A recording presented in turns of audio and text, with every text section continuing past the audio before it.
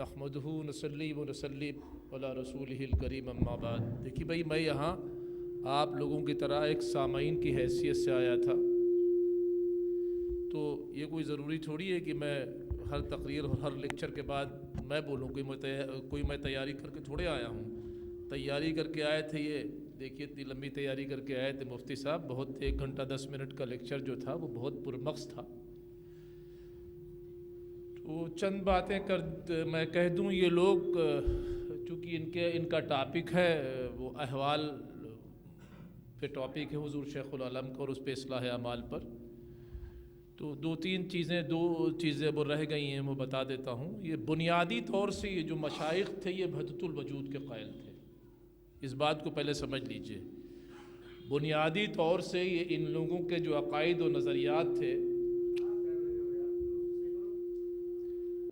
अब इसका एक वाक़या ये है कि ग़ालिबन वो शेख बहराम या मुखलिस शाह साहब या शेख बख्तियार, इन तीनों में से कोई, ये वाक़या ग़ालिबन अनवारुल उयून में भी दर्ज है और मिरातुल असरार में भी है। आते थे, बहुत दिन बीत गए, आपने कोई तवज्जो न फरमाई, तो उन्होंने सोचा कि इतने बड़े शेख हैं अपने वक्त के और मैं 6 महीने या 1 साल से आ रहा हूँ, मेरे ऊपर कोई तवज्जो न फरमाई। एक दिन उनको बुलाया कि यहाँ आओ और एक गड्ढा खोदो। उन्होंने खानकाह में गड्ढा खोद दिया। वो गड्ढा जो था वो कुआं टाइप चीज़ थी, वो शाह इल्तिफ़ात अहमद साहब के ज़माने में उसकी निशानी खानकाह की उस तरफ जो थी। तो वो जब गड्ढा खोद दिया उन्होंने कुआं, तो उसमें जो है पानी आ गया। तो उन्होंने कहा, आप हज़रत शेख ने फरमाया कि अब इसमें वो कंकरी डाल दो।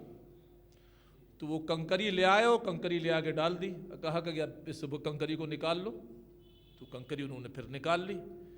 फिर फरमाया कि अच्छा अब मिट्टी लाओ। तो वो मिट्टी लाए, कहा इसको इस मिट्टी को इस पानी में डाल दो। तो उन्होंने मिट्टी को पानी में डाल दिया। तो हज़रत शेख ने फरमाया कि अब इसको निकालो। तो कहा कि हुजूर ये कैसे निकलेगी, ये तो पानी के साथ मिल गई। कहा बस अब देख लो, अगर तुम ज़ात इलाही में अपनी ज़ात को इस सूरत गर्क कर सकते हो तो फिर इस लाइन में आओ, वरना इस लाइन को छोड़ दो। ये थी वहदतुल वजूद की बहुत अहम तरीन तालीम, जो सूफिया के यहाँ अब खाल खाल मिलती है। और उसकी वजह यह है कि अब ना वो लोग रहे, ना वो शेख रहे, ना वो मुजाहिदा करने वाले लोग रहे। ये एक बड़ी वजह है। लेकिन बुनियादी तालीम जो है वहदतुल वजूद है, और इस वहदतुल वजूद की वजह से दौर हाजिर में बहुत बड़ा तबका, मुझे इसको कबूल करने में कुछ हर्ज नहीं है कि बेहद गुमराह हुआ है।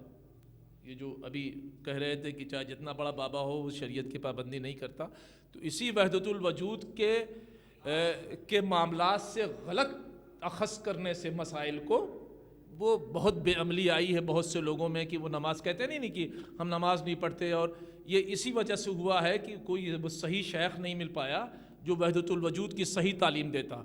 जिन लोगों ने वहदतुल वजूद की सही तालीम दी, उनकी आपने पूरा 1 घंटे 10 मिनट का लेक्चर इनका सुना कि वो शरीयत के कैसे पाबंद थे। 2 बात। तीसरी बात ये कि हज़रत शेख के ताल्लुक़ से जो अनवारुल उयून है, वो हज़रत शेख के ताल्लुक़ से एक बुनियादी माखज़ की हैसियत रखता है। इसीलिए हम लोगों ने इसको इस साल जो है वो शाया किया है, इस पर तखरीज वगैरह हुई है, बहुत अहम। और ये मैं समझता हूँ कि जामे चिश्तिया का 21 साल के अंदर ये बहुत बड़ा काम है।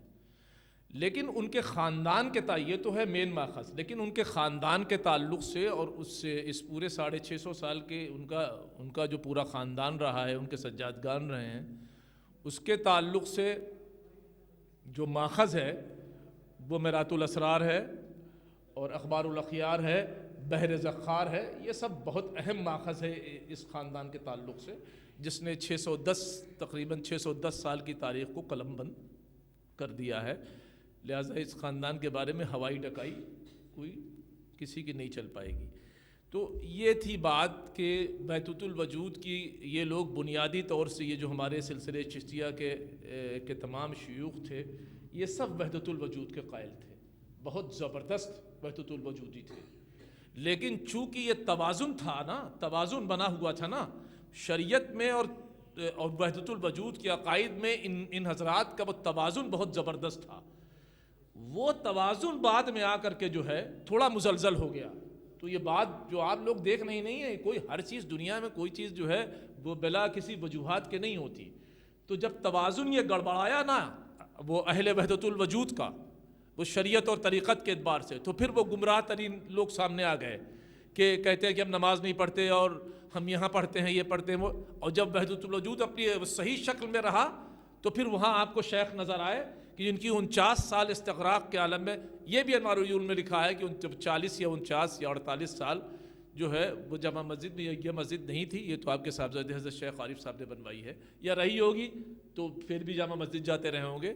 49 سال استغراق کے عالم میں جو ہے میں نماز پڑھی. اور شریعت کی ایسی پابندی تھی کہ انوار العیون اٹھا کے دیکھیے، مرات الاسرار دیکھیے، بحر ذخار دیکھیے، اخبار الاخیار دیکھیے، جتنی بھی تذکرے کی معتبر ترین کتاب ہیں جو ہے کتب ہیں، بزم صوفیہ دیکھیے، معتبر ترین کتب جو تذکرہ کی ہیں، ان میں جو زندگی نہ صرف حضرت شیخ کی بلکہ اوپر کے بزرگوں کی اور اوپر سے نیچے تک کے بزرگوں کی جو بالکل تواتر کے ساتھ، آپ اگر سلسلے چشتیہ کے مشائخ کے دیکھیے جو کہ جو ہے وحدت الوجود کے زبردست قائل تھے، لیکن وہاں توازن جو تھا وہ شریعت اور طریقت کا وہ ایسا مضبوط بنا ہوا تھا کہ وہ گمراہ ہی کی طرف نہیں گئے.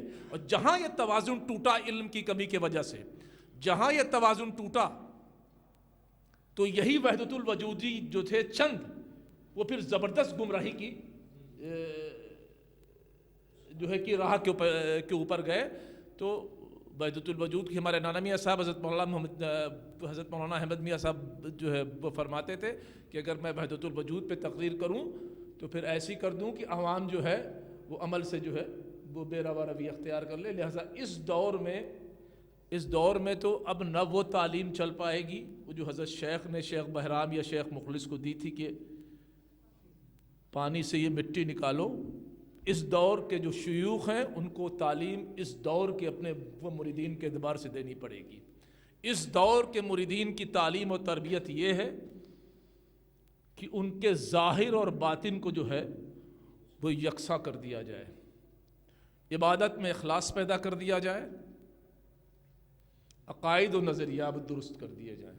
بس یہی اصلاح امت کا اس وقت سب سے بڑا کام ہے. وآخر دعوانا الحمدللہ.